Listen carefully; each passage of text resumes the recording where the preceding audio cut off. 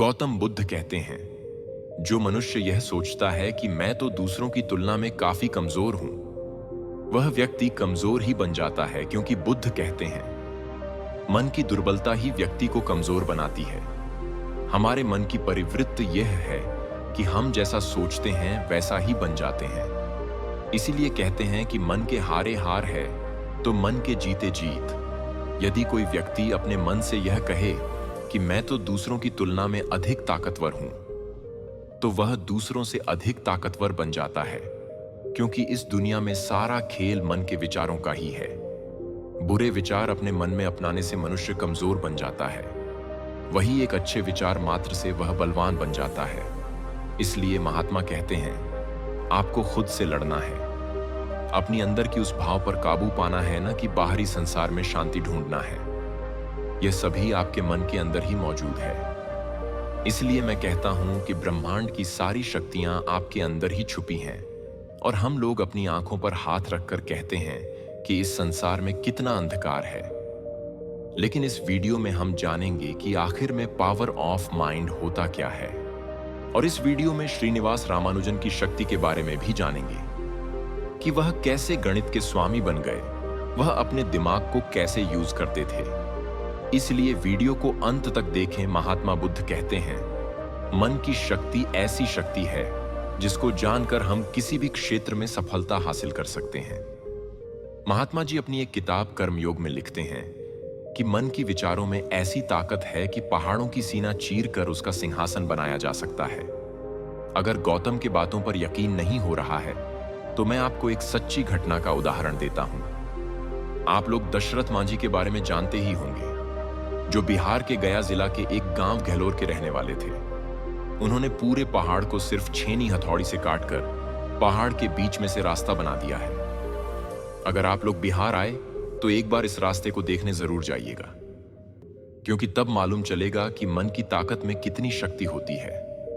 महात्मा कहते हैं, मन दो प्रकार के होते हैं, चेतन मन और अवचेतन मन।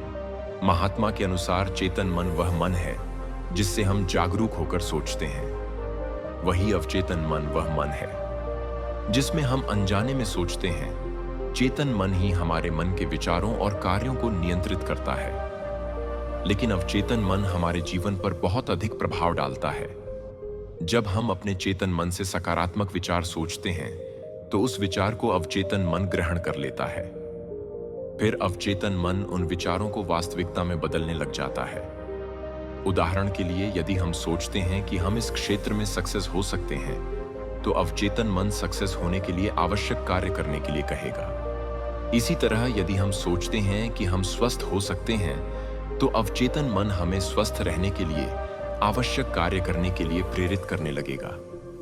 महात्मा कहते हैं, इसलिए मैं कहता हूं कि अपने दिमाग की गहराई को अच्छी तरह से जानने के लिए ध्यान करना पड़ेगा, क्योंकि ध्यान ही वह प्रक्रिया है जिसके द्वारा हम अपने आप को जान सकते हैं। मैं कौन हूं, मेरे शरीर का इस धरती पर होने का क्या उद्देश्य है।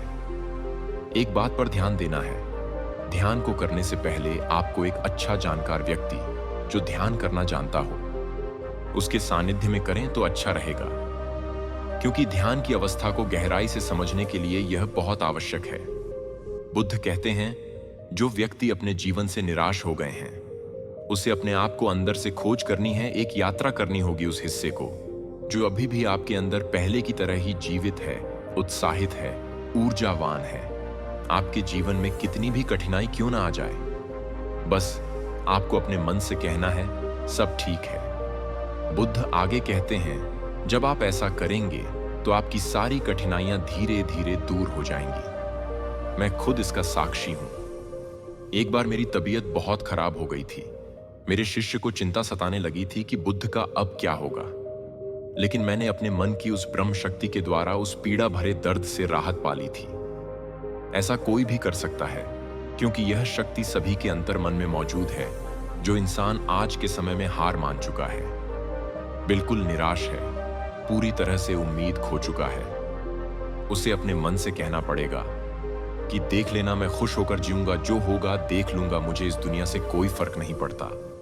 बुद्ध आगे कहते हैं, जो व्यक्ति खुद को इस दुनिया से ऊपर समझता है, जिसको अपने जीवित होने का अहंकार है, वह सच्चे कर्म योगी होते हैं। तुम्हारे अंदर वह सभी शक्तियां शामिल हैं जो तुमसे चीख चीख कह रही है कि अरे छोड़ भाई, देख लेंगे, जो होगा चिंता मत कर, अभी बहुत कुछ है, कर्म करने को हम सब संभाल लेंगे। लेकिन बुद्ध कहते हैं आप लोगों ने उस अंतर्मन की आवाज को अपने अंदर कहीं खो दिया है। उस अंतर्मन की आवाज आप तक पहुंच नहीं पा रही है। कभी कभी वह मन जागृत हो जाता है और कुछ क्षणों के लिए आपके अंदर से बाहर आ जाती है, और कुछ क्षणों के लिए आप खुश हो जाते हो, आनंदित महसूस करते हो और फिर अच्छाई में खो जाते हो। लेकिन जैसे ही उस अंतर्मन को आप पहचानने में भूल करते हो, वैसे ही फिर से आपके मन को अवसाद और दुख घेर लेते हैं। स्वामी जी कहते हैं अगर आपको चिंता और दुख सताने लगे तो वह छोटा सा मन आपके अंदर अभी भी जीवित है। अपना सारा ध्यान उसी पर लगा कर दो। आप यह सोचो कि वह भी मैं ही हूं जो चीख चीख कर कह रहा है कि अभी हमें जीना है, इस पिंजरे से बाहर निकलना है, उसको बाहर लाना है। आपको अपने उस अच्छे हिस्से का एहसास करना है। महात्मा आगे कहते हैं मित्रों, यह सिर्फ एक नींद है। इस नींद से जागो, अपने अंदर की ऊर्जा को जगाओ। सुबह का समय बहुत कठिन होगा। आप कहें क्यों उठूं, क्यों जागूं, क्या रखा है? इस जीवन में सब कुछ तो खराब है। इस जीवन में कोई भी विषय की खुशी मिल नहीं रही है, तो क्या फायदा है ऐसा जीवन जीकर? सब जगह तो अंधकार ही नजर आ रहा है। लेकिन आपको ऐसा नहीं करना है। ऐसा करने से पहले आप वह छोटी सी अंतर्मन की आवाज को सुन लेना है जो तुमसे हमेशा कह रहा है कि मैं तुमको टूटने नहीं दूंगा। और एक बात, आपको 10 मिनट लिखना है अपने उस दिन के विचारों के बारे में, जो काम आपको करने हैं, जो जरूरी है। आपको फैसला करना है कि मैं आज के दिन को अच्छे से जीऊंगा, अपना अच्छा कर्म करूंगा। बुद्ध आगे कहते हैं आपको प्रकृति से प्रेम करना ही पड़ेगा। शांति मन से प्रकृति को देखना है और उससे कहना कि अपने इस बालक को इतना दुख क्यों दे रही हो, मुझे कोई मार्ग दिखाए। एक उदाहरण के तौर पर समझाता हूं। एक बार श्री रामानुजम को गणित के बहुत बड़े विद्वान मिस्टर हार्डी ने मिलने के लिए इंग्लैंड बुलाए और रामानुजम मिस्टर हार्डी से मिलने चले गए। कुछ दिन वहां रहे जहां वह रह रहे थे। उस कॉलेज के बगल में एक छोटी जंगल जैसे झाड़ियां थीं। सुबह सुबह रामानुजम इन सब जंगली पेड़ों से बात कर रहे थे। सुबह का समय था और कॉलेज चालू था। कॉलेज आने जाने वाले लड़कों ने रामानुजम को पेड़ों से बात करते हुए देखकर उनका मजाक उड़ाने लगे। लेकिन उसमें से एक जिज्ञासु लड़का ने रामानुजम के पास आकर बोला, आप ऐसा किस लिए कर रहे हैं? क्या यह पौधा आपकी बातों को सुन रहा है? रामानुजम मुस्कुराए और बोले कि अगर आप अपने मन की उस अंतरात्मा से किसी से बात करें तो वह आपकी बात को जरूर सुनता है, चाहे वह इस सृष्टि की कोई भी चीज हो, क्योंकि सृष्टि को बनाने वाली प्रकृति ही है। इस प्रकृति में सभी ब्राह्मण की चेतना मौजूद है, जिसको हम अपनी अंतर्मन से देख सकते हैं। बुद्ध कहते हैं साकार रूप का ध्यान करो और निराकार रूप से एक होने की कोशिश करो। वीडियो में बताई गई बातों से आप कितना सहमत हैं, हमें कमेंट करके जरूर बताएं। धन्यवाद।